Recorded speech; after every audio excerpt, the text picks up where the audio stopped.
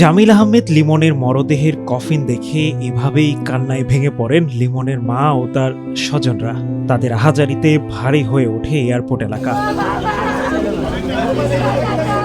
যুক্তরাষ্ট্রের ফ্লোরিডায় মর্মান্তিক হত্যাকাণ্ডের শিকার বাংলাদেশি শিক্ষার্থী লিমনের মরদেহ ৪ মে সকালে হজরত শাহজালাল আন্তর্জাতিক বিমানবন্দরে পৌঁছায়। মরদেহ গ্রহণের পর অনেকটা বাকরুদ্ধ হয়ে পড়েন লিমনের বাবা। স্মৃতি হাতড়ে খুঁজে ফিরেন সন্তানের প্রিয় মুখটা। তোমার কিচ্ছু করা লাগবে না, তুমি কোনো চিন্তা করো না, আমরা দুই ভাই আছি। আমার ছোট ছেলে বড় ছেলে আমাদের সবাই আগলায় রাখছে সব সময়। ও যে টাকা পয়সা পাইতো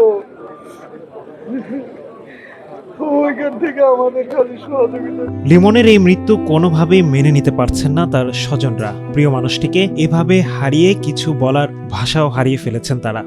যোগাযোগ ছিল, কিন্তু ওরকম ভাবে ও সিরিয়াস ভাবে কখনো বলেনি। ও যেটাই জানানো হয়েছে মানসিক ভারসাম্যহীন, যেটা আমরা পরে আপনাদের মাধ্যমে জানতে পারছি। আর হচ্ছে যে যদি এরকম কিছু জানানো হতো তাহলে তো সেপারেশন করা হতো আগে থেকে, পুরোপুরি ফ্যামিলির সাথে ভাবে যোগাযোগ করেনি। আর দ্বিতীয়ত হয়েছে আমরা আর তেমন কিছু বলতে চাচ্ছি না। বাদ মাগরিব জানাজা এখান থেকে জামালপুরের মাদারগঞ্জে নিয়ে যাওয়া হবে। বাদ মাগরিব জানাজা শেষ করে আমরা ঢাকায় ফিরব। খুবই ভালো ছিল, খুবই ব্রিলিয়ান্ট। অবশ্যই আপনারা বুঝতে পারছেন যে ব্রিলিয়ান্ট না হলে ফ্লোরিডার মতো ইউনিভার্সিটিতে চান্স পেত না। আমাদের অনেক স্বপ্ন ছিল, আমাদের স্বপ্নটা মোটামুটি শেষ হয়ে গেছে। আমরা আশা করি, আমরা শোকাহত পরিবার আমরা সবাই আশা করি ন্যায় বিচার ও জবাবদিহিতার মাধ্যমে জামিল ভাইয়া এবং বৃষ্টি আপুর আত্মার শান্তি পাবে। সবাই দোয়া করবে।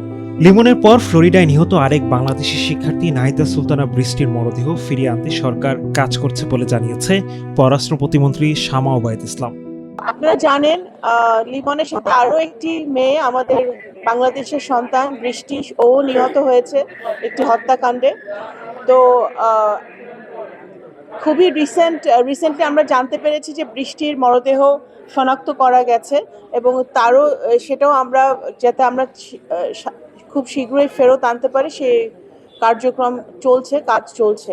আমরা যুক্তরাষ্ট্রের সাথে সরকারের সাথে নিয়মিতভাবে যোগাযোগ রাখছি যাতে এই হত্যাকাণ্ডের সুষ্ঠু তদন্ত হয় এবং অবশ্যই আমাদের বিশ্বাস যে যুক্তরাষ্ট্র সেই তদন্ত কমপ্লিট করবে এবং এই হত্যাকাণ্ডের জন্য যারা দায়ী তাদেরকে শাস্তির আওতায় এনে তাদেরকে উপযুক্ত শাস্তি দেওয়া হবে।